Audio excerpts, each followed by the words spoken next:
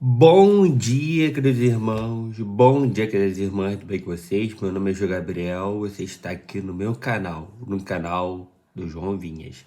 Dê o like, compartilhe esse vídeo, se inscreva no canal, ative o sininho das notificações, deixe aqui nos comentários tipo de oração e seus comentários, que eu vou gostar muito de orar com você e por você.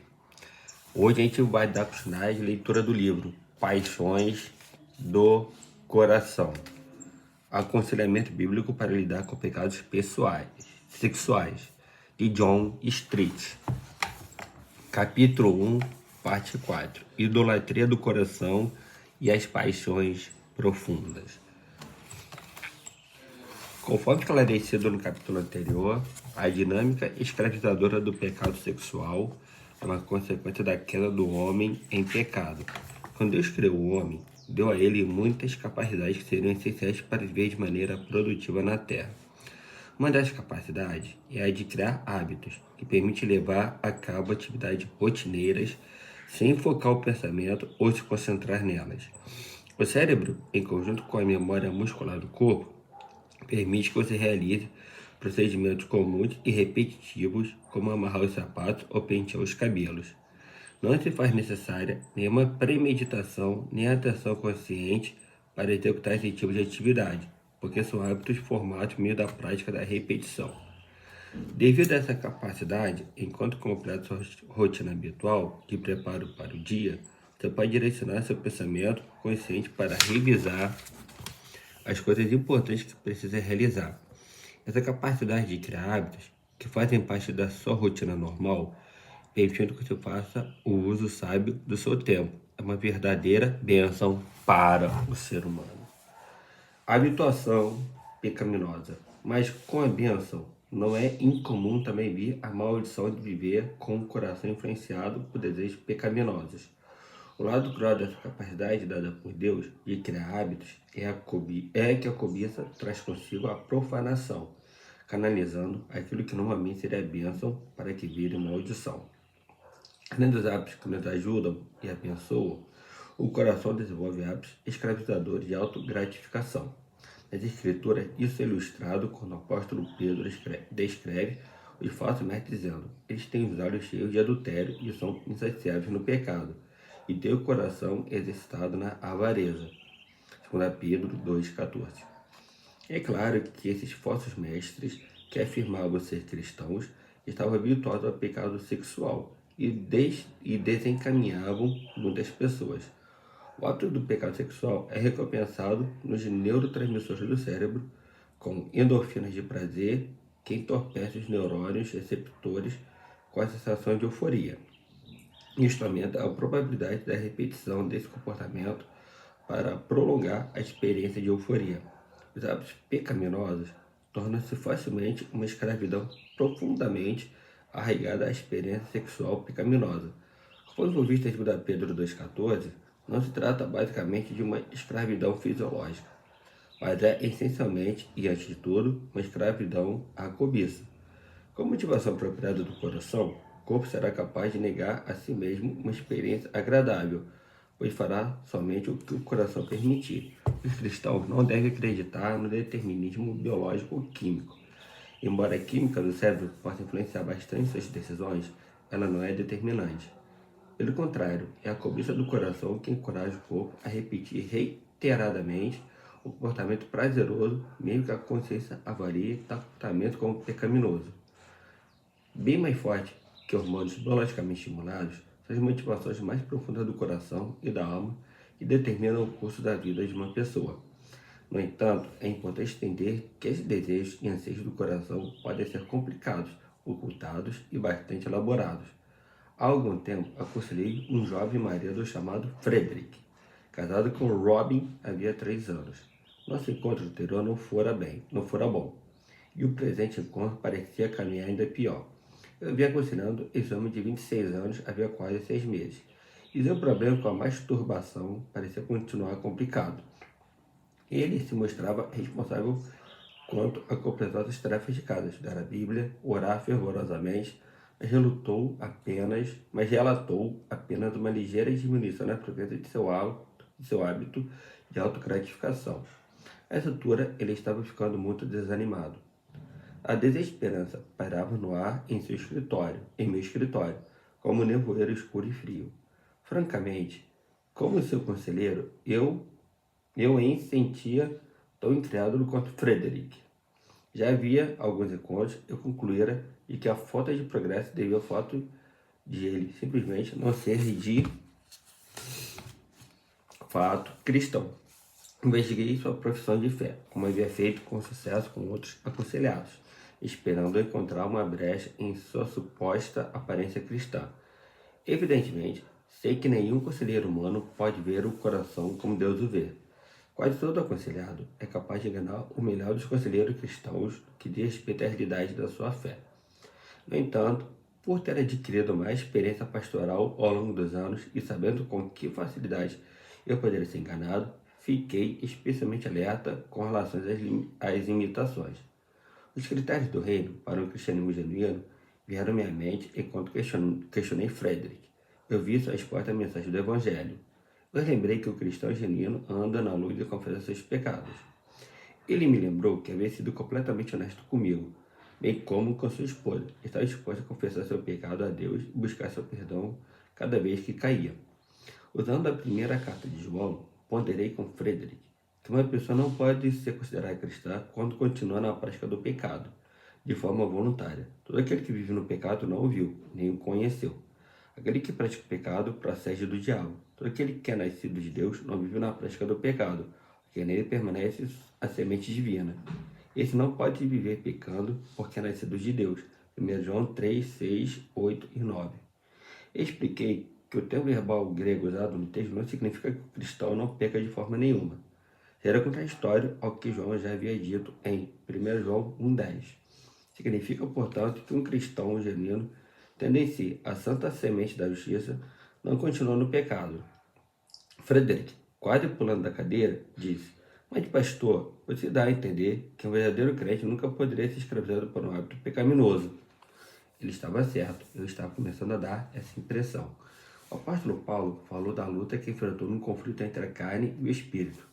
Ele se surpreendia fazendo coisas que seu espírito não queria fazer.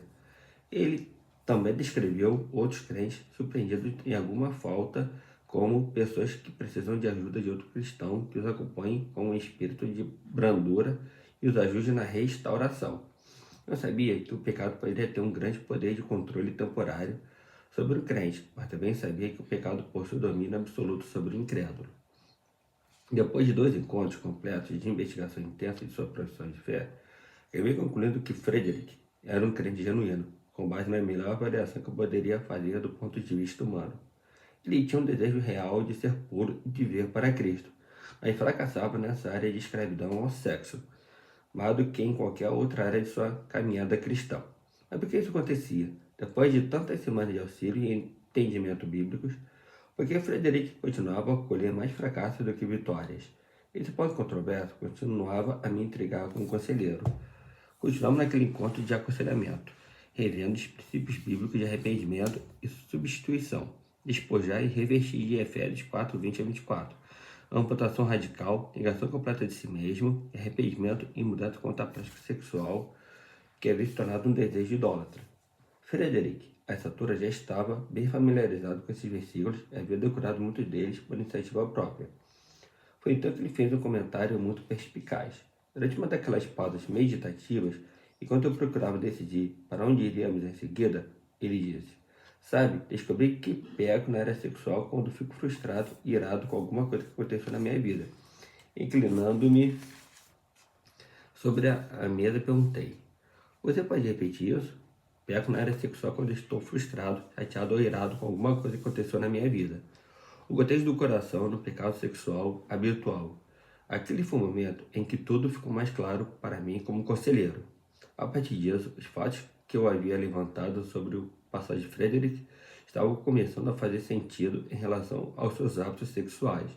Eu sabia há algum tempo que ele, assim como tantos outros que buscam atividades sexuais para autogratificação, tinha um problema de insatisfação e descontentamento com a vida. Mas essa dimensão de ira começou a revelar uma perspectiva diferente. Frederick não cometia um pecado sexual simplesmente pela excitação sexual em si. Certamente isso fazia parte do conjunto de influências em sua vida, mas havia um motivo mais profundo anteriormente oculto, que impulsionava sua atividade pecaminosa. Ficou claro para nós dois que a masturbação também era uma expressão de sua ira. A fonte dessa ira estava enraizada em sua perspectiva da vida como um todo e na forma como aprendeu a lidar com as pessoas e as situações desagradáveis. A repressão sexual de seus problemas era apenas uma fachada. Por baixo da fachada havia um problema mais fundamental que se estendia por todas as áreas de sua vida, mas que se manifestava principalmente de maneira sexual. A idolatria sexual sempre tem um contexto no coração que pode se originar de um grande número de ídolos. Como conselheiro, eu não havia dado a atenção necessária ao contexto do coração no problema de Frederick. Durante meu preparo no seminário, aprendi uma das máximas essenciais da hermenêutica. Texto fora do contexto vira pretexto. A exegese adequada do texto bíblico inclui um estudo cuidadoso do livro inteiro, seu gênero e seu contexto literário imediato, bem como do próprio texto.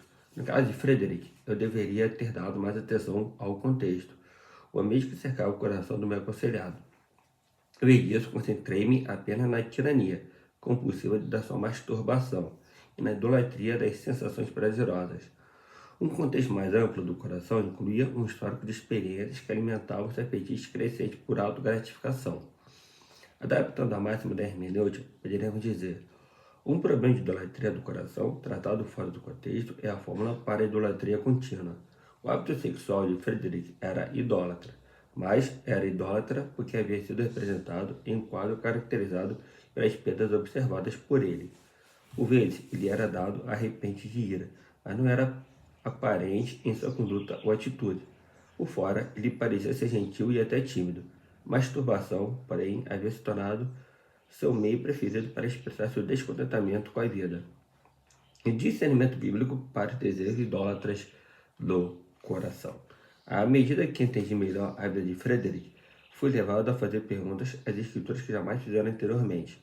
A Bíblia nos dá discernimento sobre a complexidade das motivações humanas que alimentam hábitos pecaminosos. Será que no coração humano existem diferentes níveis de desejos idólatras, confusos, muitas vezes ocultos, que deveriam ser tratados visando a santificação? Quando fiz essas perguntas, um lado meu reagiu com ceticismo. Mesmo os intérpretes cuidadosos têm a tendência de ver elementos no texto bíblico que lá não se encontram, podendo inadvertidamente perder de vista a intenção do autor e suas implicações teológicas, descaracterizando assim a autoridade divina. Será que eu estava vendo coisas no coração de Frederick que não estavam lá? Esse era um perigo que eu queria evitar. Ao fazermos algo assim, podemos começar a dar ao nosso aconselhado opiniões pessoais em vez dos juízos de Deus. Por outro lado, fazer perguntas às escrituras, despertadas pela experiência, pode nos ajudar a ver no texto aquilo que está lá, mas foi ignorado ou mal interpretado devido à falta de engajamento em uma batalha estratégica pela santidade na vida das pessoas a quem ministramos, até em nossa própria vida. Ao lidar com os problemas, cada pessoa traz consigo um conhecimento prévio do texto. No entanto, quando nos deparamos com as realidades de lutas contra o pecado, como no caso de Frederick, cresce a nossa própria compreensão da palavra de Deus. A sabedoria norteia a aplicação habilidosa dessa palavra, de maneira apropriada e no tempo certo. Richard Pratt acredita que a boa interpretação do texto leva em consideração o fato de que ocorre em um campo de batalha. O estudo da palavra não afeta somente nossa condição espiritual, mas nossa condição espiritual também ajuda e atrapalha nosso estudo da Bíblia. Cada um de nós lê a Bíblia numa trincheira rodeado da fúria, uma batalha cósmica entre o mal e o espírito. Grandes opiniões normalmente são formuladas, confirmadas e modificadas no contexto da prática. Semelhantemente, os teólogos da libertação apontam para a influência da praxis, do engajamento ativo no mundo quanto às perspectivas de interpretação. Insistem que as suas interpretações não podem ser corretamente avaliadas no conforto de um escritório com ar-condicionado. Eles estão corretos. A luta contra as opressões sociais leva o intérprete a fazer perguntas relativas à Bíblia de uma maneira que outros jamais cogitariam fazer. A batalha contra a escravidão ao sexo terá o mesmo efeito. O envolvimento ativo no ministério da Palavra de Deus faz com que você olhe para as Escrituras de maneiras novas e diferentes, fazendo perguntas ao texto bíblico, que normalmente não faria no decorrer normal da vida. O apóstolo Paulo fala de forma parecida ao dizer: oro para que a comunhão da sua fé se torne eficaz no pleno conhecimento de todo o bem que há em nós para com Cristo. Filemão 6. Não é possível alcançar entendimento e discernimento plenos das Escrituras por meio de um estudo distanciado do cotidiano, acadêmico ou fora do contexto ministerial. Pelo contrário, entendimento e discernimento vêm por meio de um ministério ativo, ter comunhão ou compartilhar da fé, que lida com os problemas práticos da vida. O problema persistente de Frederick forçou-me a voltar à palavra de Deus, levantando perguntas vitais sobre as motivações que sustentam os hábitos idólatras do pecado sexual. Será que existem motivações e desejos do coração que o predispõem à cobiça sexual pecaminosa? Se o termo predispor parecer fatalista demais, podemos perguntar se existem motivações e desejos que tornam o coração vulnerável à cobiça pecaminosa? Seria biblicamente legítimo dizer que os desejos sexuais em outras circunstâncias nobres podem ser encontrados sob ídolos pré-existentes do coração? Caso afirmativo, uma vez que a cobiça sexual concebeu, suas motivações continuam a energizar a escravidão, a cobiça? A primeira carta de Paulo aos Coríntios foi dirigida a uma igreja que passava por conflitos. O pecado sexual era um aspecto que se destacava nessa luta. A imoralidade vitimava os membros daquela igreja e causou a ruína de vários cristãos. Assim como o antigo povo de Israel, os cristãos de Corinto estavam abusando de sua liberdade e com o risco de se tornarem confiantes demais em sua caminhada diante de Deus. O povo de Israel, cuja experiência de 40 anos no deserto incluiu uma abstinência forçada de alimentos, careceu de autodisciplina diante da recém-descoberta liberdade de comer. Isso abriu espaço para que ansiassem por coisas perversas. Paulo advertiu: ora, essas coisas se tornaram exemplos para nós, a fim de que não cobicemos as coisas mais como eles cobiçaram. 1 Coríntios 10, 6. Deus não estava satisfeito com o povo porque, contentando-se com estarem livres do tratamento brutal dos seus senhores egípcios, eles se entregaram ao descanso e tranquilidade, e o que fez com que acabasse satisfazendo seus desejos sensuais. Depois de ver a maior parte de sua vida debaixo dos rigores da escravidão e do sofrimento, aqueles israelitas ansiavam pelos prazeres e deleites de que disputaram seus capatazes. O efeito dos trabalhos cruéis introduziu gradualmente neles mais do que um desejo de liberdade para adorar o Deus a quem serviam. Eles queriam liberdade para desfrutar de prazeres irrestritos. Deus, porém, os libertou para serem seu povo, não o povo da farra. Obviamente, esse desejo se tornou maior do que o desejo de amar e servir a Deus, apesar de terem sido libertos de forma miraculosa por ele. Uma vez libertos, logo se entregaram ao culto dos deuses idólatras. Os egípcios serviram de exemplo para o prazer da satisfação sexual por meio de uma vida desregrada. Paulo adverteu os coríntios: não sejam idólatras como alguns deles foram, conforme está escrito. O povo sentou-se para comer e beber e levantou-se para se divertir. A experiência de Israel no Egito havia despertado certas expectativas e desejos que tornaram o povo vulnerável à idolatria sexual quando obtiveram liberdade. A desobediência deles serviu de alerta aos crentes de Corinto e a todos os cristãos que viriam depois, relativo ao perigo dos desejos e anseios que se tornam idólatras. Os israelitas associaram seus desejos físicos a esse nível de idolatria do conforto. O fato de desejarem comida e sexo não era errado em si, mas uma vez que, por meio de seus apetites físicos, adoraram o ídolo do conforto, os apetites físicos se degeneraram em fortes desejos físicos desordenados. O povo falou contra Deus e contra Moisés, dizendo: por que vocês nos tiraram do Egito para que morramos neste deserto, onde não há pão nem água? Já estamos enjoados dessa comida ruim. Quando Israel estava em Sitim, o povo começou a prostituir-se com as filhas dos moabitas. O apóstolo Paulo disse que eles colocaram o Senhor à prova, murmuraram e praticaram imoralidade. Deus odiava seus caminhos idólatras e os julgou severamente. Mais de 23 mil morreram em uma ocasião. Vários morreram mordidos por cobras em outra oportunidade, e muitos outros foram destruídos por uma praga. Neste caso, está evidente que a imoralidade sexual que praticavam tinha um contexto e era alimentada pelos fortes anelos, o conforto por uma vida fácil, coisas que acreditavam lhes foram negadas no Egito. A infelicidade dos israelitas encontra um paralelo direto com o sentimento de Frederic ter sido privado da infância que merecia. O comportamento sexual se tornou uma forma pela qual os ídolos pré-existentes do coração se concretizaram.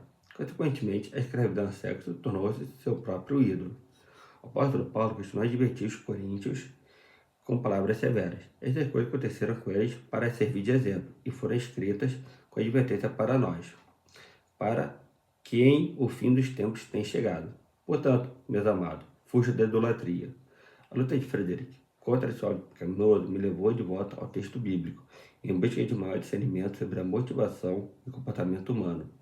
Comecei a ver que o coração humano possui níveis diferentes de raciocínio, propósitos e motivações enraizados em camadas de fortes desejos complexos.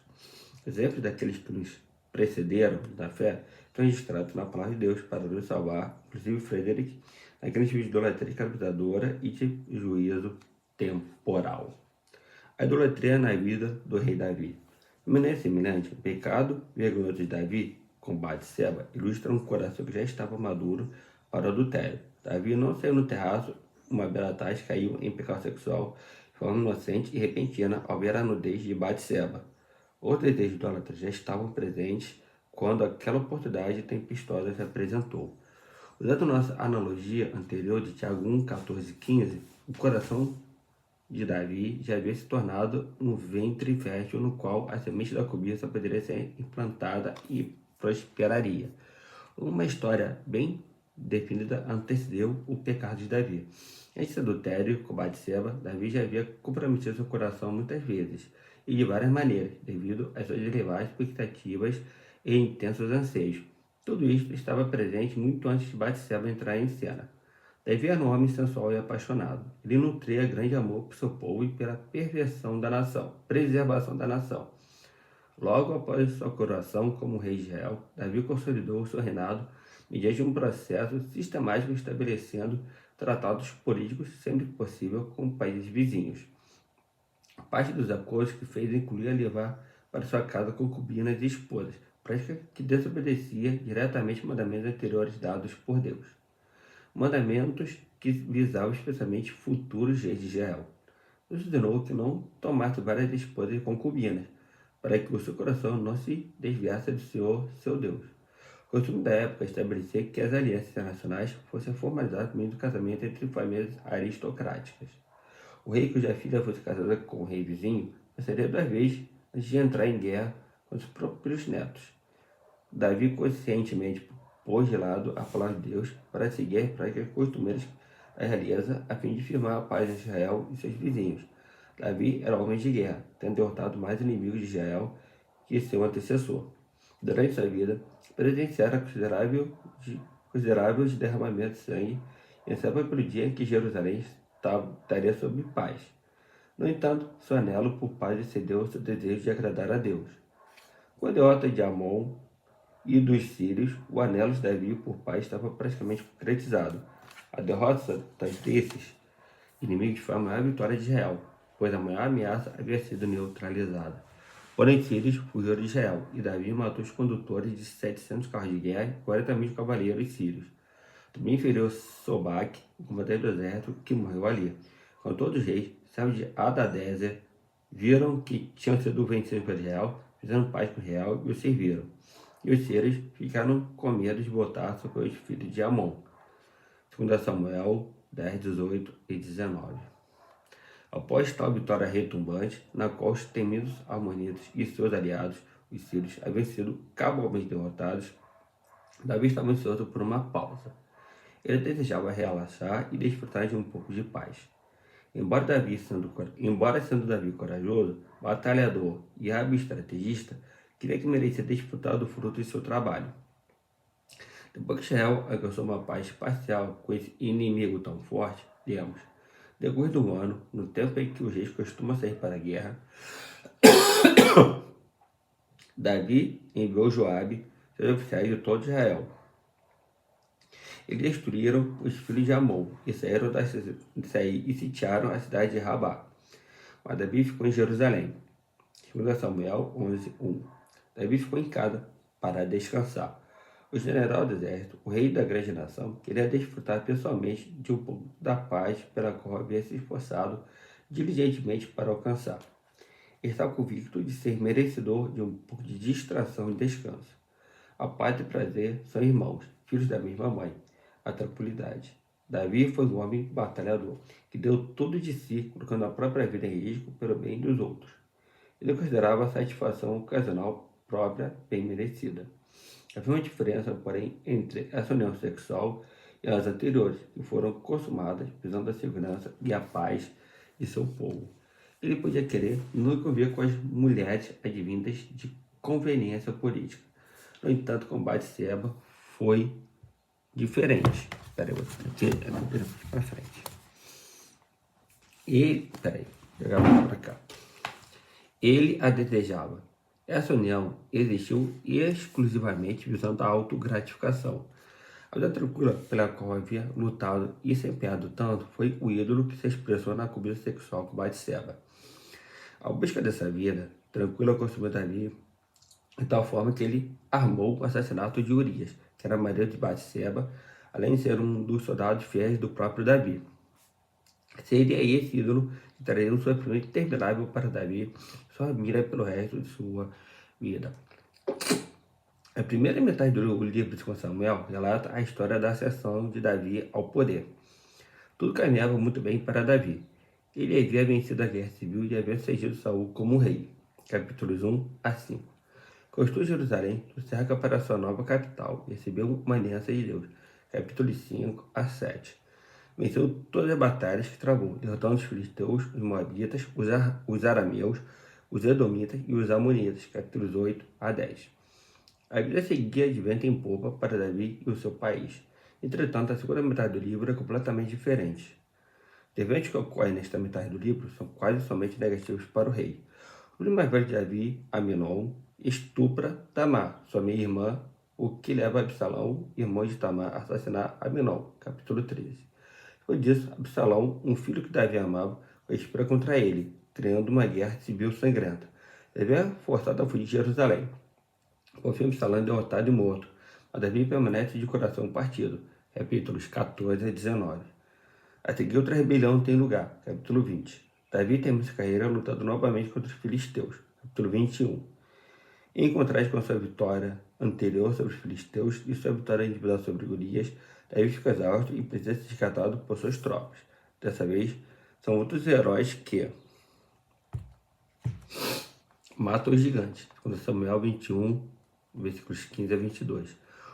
O evento-chave encontra-se em 2 Samuel, capítulos 11-12. Davi peca ao relacionar-se sexualmente com Batseba e ao assassinar o marido dela, Urias. Antes desse episódio, Davi desfilava como o herói nacional, amado e respeitado. Depois, a impressionante reputação de Davi começa a desmoronar. O altar de Davi com Batseba foi o ponto crucial da mudança de direção em sua vida e seu reinado. A vida de Davi e sua família jamais serão as mesmas. Na verdade, o desfuncional da tranquilidade, sobre o qual seus impulsos sexuais foram retratados, cobrou um alto preço. De herói nacional, Davi se transformou em um voyeur, adúltero, assassino, mentiroso e, por fim, um fracasso como marido e pai. Tudo por causa do ídolo da tranquilidade semeado em seu coração, desde os primeiros dias de seu reinado. A idolatria na vida do rei Salomão. Salomão, filho de Davi, sucedeu seu pai como rei de Israel e repetiu os pecados habituais de Davi. Em rebelião contra as restrições de Deuteronômio 17:7, tomou para si muitas esposas e concubinas. No caso de Salomão, porém, o texto é mais explícito. Salomão amou muitas mulheres estrangeiras. 1 Reis 11:1. Isso nunca foi dito de seu pai. Ao que parece, Salomão se casou tendo em mente propósitos políticos, mas o fez também como resultado de uma paixão romântica e profunda por essas mulheres, apesar da clara proibição de Deus. Mulheres das nações de que o Senhor tinha dito ao filho de Israel: não casem com elas, nem casem elas com vocês, pois perverteriam o coração de vocês para seguirem os seus deuses. Aí Salomão se apegou pelo amor. 1 Reis 11:2. Ele excedeu o pai em seu desejo sexual por muitas mulheres. Salomão era um conquistador de mulheres. Tinha 700 mulheres, que eram princesas, e 300 concubinas. As mulheres lhe perverteram o coração. 1 Reis 11:3. Por ter sido capaz de desfrutar de um relativo tempo de paz durante o reinado, ele não ansiou pela tranquilidade que seu pai cobiçava. A satisfação e a felicidade pessoal tornaram-se o objetivo e o anseio de Salomão, num grau muito maior. Provi-me das delícias dos filhos dos homens, mulheres e mais mulheres. Tudo aquilo que os meus olhos desejaram, eu não lhes neguei, nem privei o meu coração de alegria alguma, pois eu me alegrava com todas as minhas fadigas, e isso era a recompensa por todas elas. Eclesiastes, capítulo 2, versículos 8 e 10. Durante algum tempo, Salomão foi o perfeito hedonista. Acreditava que a verdadeira satisfação duradoura e o sentido da vida poderiam ser alcançados debaixo do sol. Adotou uma cosmologia materialista, elevando as coisas terrenas ao patamar de adoração. O seu Deus era buscar a satisfação terrena, expressou-se de várias maneiras, inclusive como sexual para muitas mulheres. Ele se entregou a elas e amou muitas mulheres. No final, Salomão percebeu que a intimidade com várias mulheres não trouxe nenhuma satisfação duradoura ou sentido para a sua vida. Na verdade, trouxe escravidão e cativeiro. Achei coisa mais amarga do que a morte. A mulher cujo coração é rei, é armadilha e cujas mãos são correntes. Quem agradar a Deus fugirá dela, mas o pecador virá a ser seu prisioneiro. Eclesiastes 7:26. Estranhamente, ele escreveu em Provérbios 5, de 15 a 19, que um homem casado deve buscar satisfação em sua esposa, e não em esposas. O vincular a esposa é significativo e revelador. O homem que se envolve com uma adúltera cai numa cilada como um prisioneiro. Quanto ao ímpio, as suas iniquidades o prenderão, e com as cordas do seu pecado será detido. Provérbios 5:22. Salomão entendeu que uma mulher bonita poderia ser cativante, mas nesse versículo também atribuiu a culpa a quem ela, de fato, pertence. As iniquidades do próprio homem. A culpabilidade do seu próprio coração é a verdadeira razão da escravidão ao sexo por parte do ser humano. A bênção de Deus sobre Salomão fez dele o rei mais rico de Israel. Em vez de ser eternamente grato, Salomão permitiu que seu coração se deixasse levar pela busca de riquezas e influências ainda maiores. Assim, o rei Salomão excedeu a todos os reis do mundo, tanto em riqueza quanto em sabedoria. Todos os reis do mundo queriam ver Salomão, para ver a sabedoria que Deus tinha posto no coração dele. Cada um trazia seu presente, objetos de prata e de ouro, roupas, armaduras, especiarias, cavalos e mulas, e foi assim ano após ano. 2 Crônicas 9, de 22 a 24. A riqueza proporcionou a Salomão a oportunidade de adquirir qualquer coisa que seu coração desejasse na busca por prazer. Seu desejo sexual foi tratado em seu ídolo da devassidão e encontrou expressão nas muitas mulheres que amou, apesar de, no fim das contas, perceber que seu próprio coração idólatra o conduzira à cilada da escravidão ao sexo. A supremacia do ídolo da cobiça. Nos relatos bíblicos sobre Davi e Salomão, há evidências abundantes que apoiam a afirmação de que a cobiça sexual é alimentada por motivações mais profundas que possuem autoridade por estarem alojadas há mais tempo. Tais motivações são temas mais amplos e generalizados do coração, mas formam um cenário perfeito para o pecado sexual.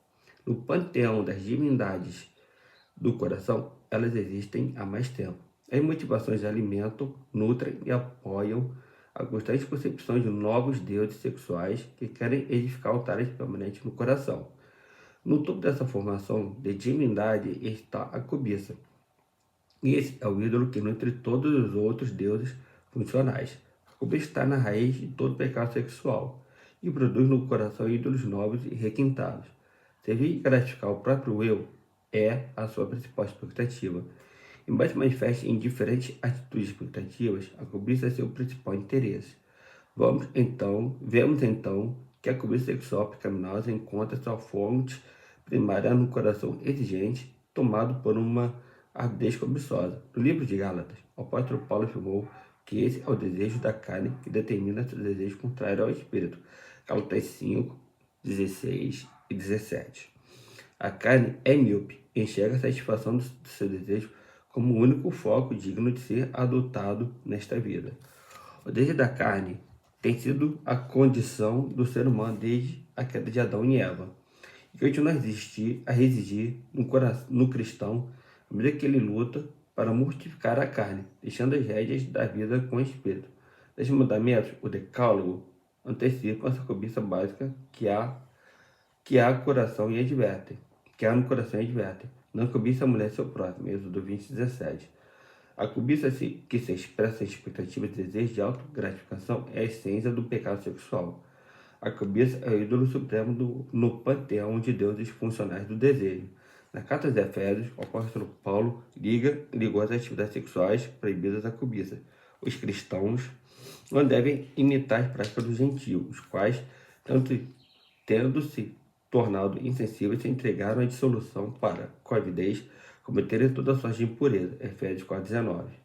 Alguns versículos adiante ele declarou: que a imoralidade sexual e toda impureza ou avareza não sejam nem sequer mencionadas entre vocês como convém a santos. Efésios 5:3.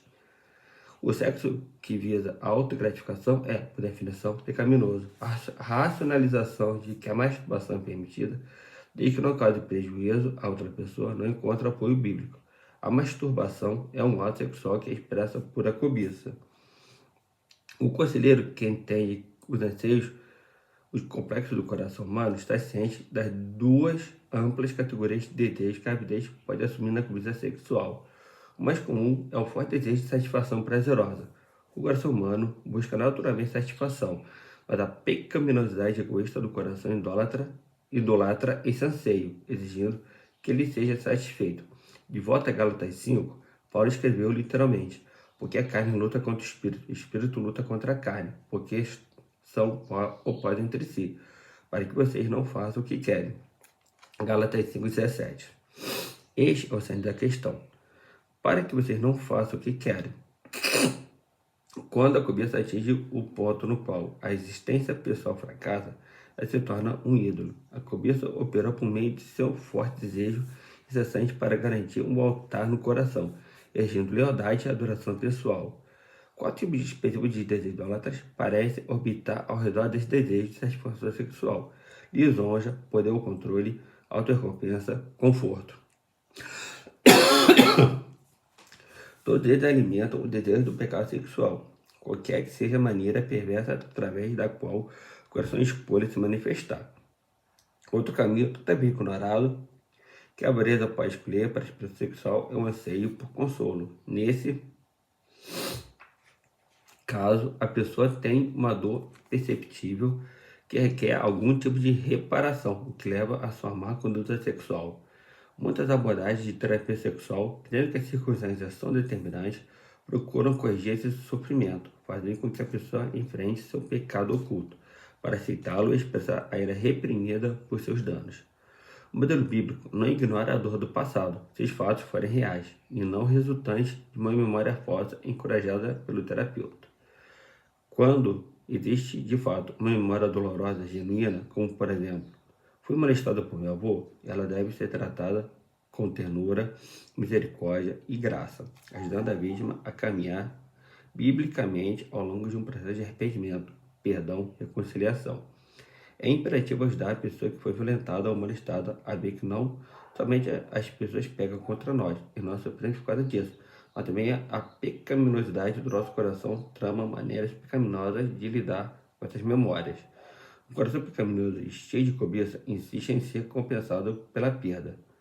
Uma perda que pode ter sido de sua inocência, infância, felicidade, virgindade, do sentimento de segurança e proteção ou uma combinação delas.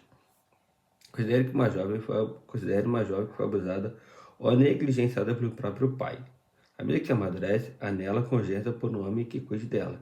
Está disposta até a se entregar sexualmente aos homens só para receber desde a atenção e adoração.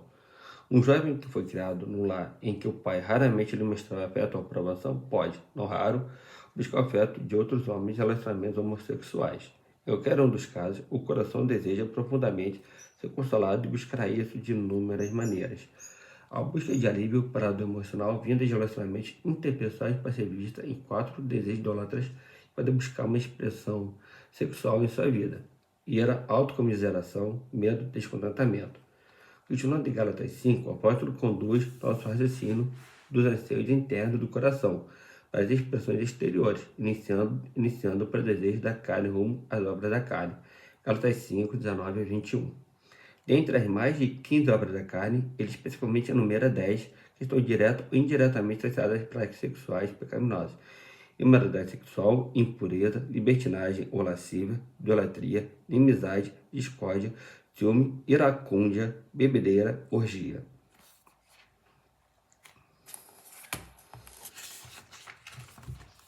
Pela lista de Paulo, fica óbvio que essas são as expressões mais requintadas das obras da carne. Também diz que essa lista não é exaustiva, porque ele a conclui com e coisas semelhantes a essas. Existem, portanto, muitos tipos diferentes de obras da carne que manifestam os desejos da carne e várias delas são de natureza sexual. Quem persevera em tais práticas precisa ser advertido de que não o seu espírito. Paulo já havia dito aos Gálatas: declaro a vocês, como já os preveni, que os que praticam tais coisas não herdarão o reino de Deus. Gálatas 5:21. Ele lembra seus leitores reiteradamente acerca desse juízo de Deus que aguarda os ímpios. Na declinação grega, os que praticam é um particípio ativo presente, indicando que o incrédulo é quem continua ininterruptamente a sua conduta sexual imprópria. Um cristão como Frederick pode lutar com a escravidão ao sexo por um período, mas se for um cristão genuíno, não persistirá sem existir e sem mudar. Como cristão, ele está, de fato, buscando conselhos santos, visando se libertar de sua escravidão.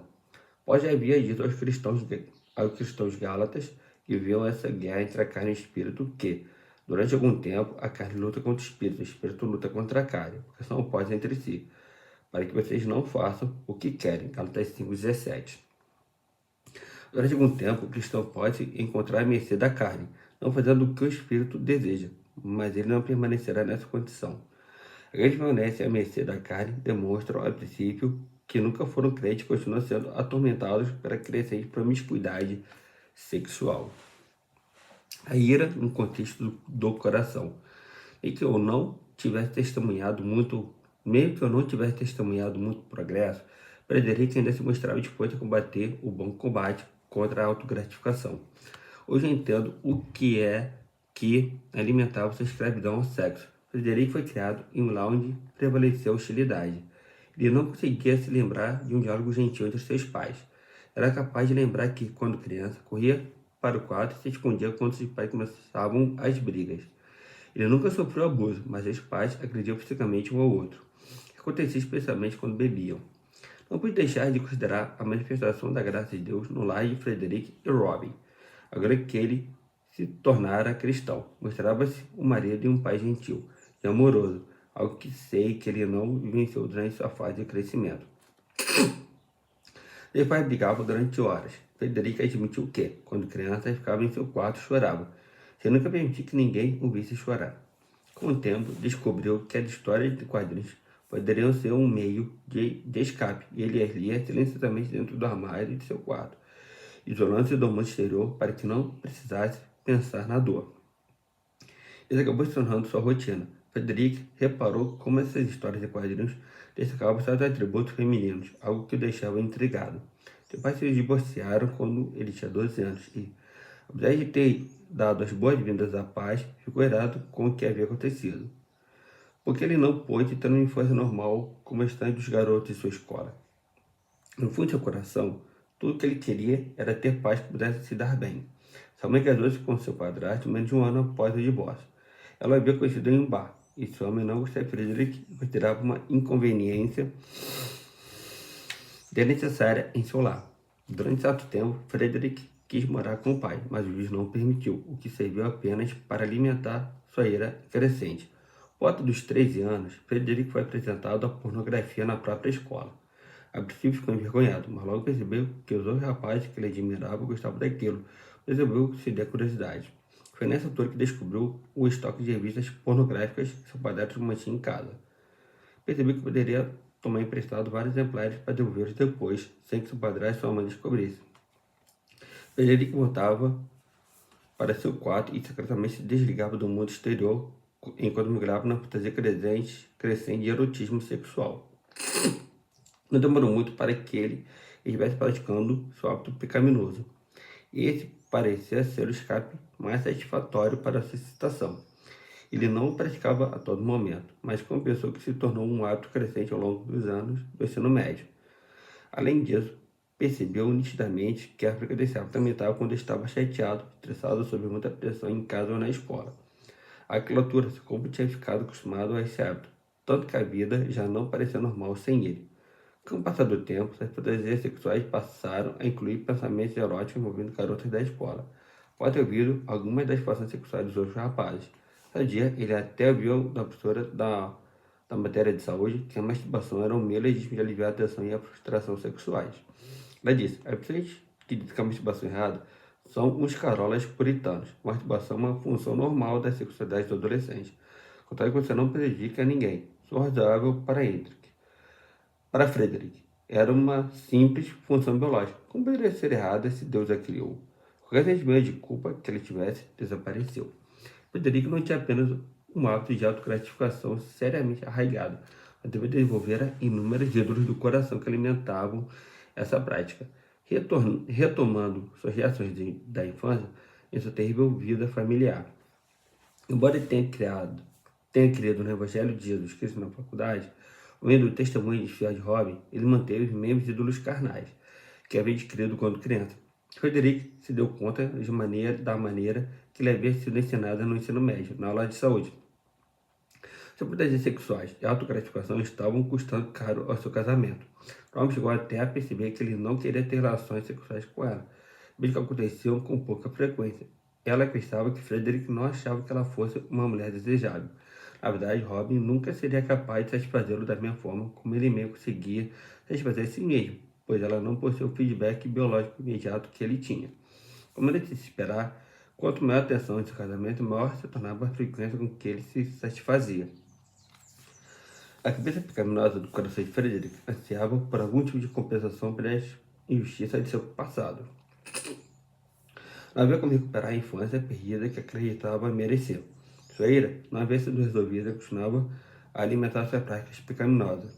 Ele simplesmente não havia aprendido a lidar com o estresse e dificuldades biblicamente voltando para o Salvador, que é o refúgio e o Deus de toda a consolação. Como também não havia percebido que, em última análise, sua ira era contra Deus. Talvez fosse capaz de interromper sua prática pecaminosa, mas a frustração e a ira com relação à vida se manifestariam de alguma outra forma. Como seu conselheiro, era meu dever ajudar Frederick a desconectar o cabo de força da ira que alimentava seu escapismo sexual. Conforme viu na Bíblia 4.2, a cobiça reina em todos os pecados sexuais e condições de escravidão. A partir disso, a autogratificação do coração seguirá um dos dois caminhos de justificação, dependendo da percepção que o aconselhado tem da vida. A autogratificação buscar alívio por algum dano percebido ou satisfação por algum desejo desenfreado. Em seguida, cada um desses ídolos torna-se ainda mais requintado em 4 eixos. Por um lado, o cobiçoso pode estar sofrendo por causa da ira, da autocomiseração, do medo ou do descontentamento. Por outro lado, o cobiçoso pode desejar lisonja, poder, controle, autorrecompensa ou conforto. O primeiro é um desejo emocional mais positivo, ao passo que o segundo é mais negativo. Ambas categorias são pecaminosamente geradas. Continuaremos a explorar essa questão no capítulo seguinte.